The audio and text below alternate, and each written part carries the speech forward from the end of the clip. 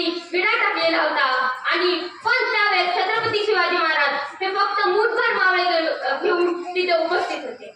त्यावेळेस छत्रपती शिवाजी महाराजांनी एक यंत्रणा करायची ठरवली व हे ठरवले की आपण एक प्रतिशिवाजी तयार करावा.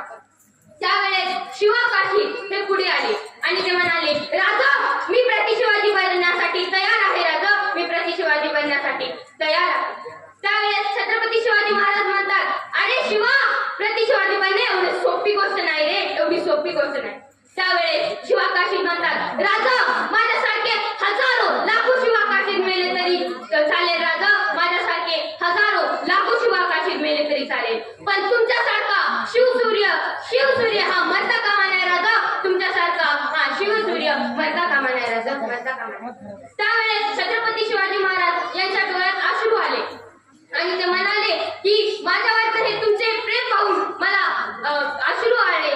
तर ह्या गोष्टीसाठी शिवा काशीत म्हणतात,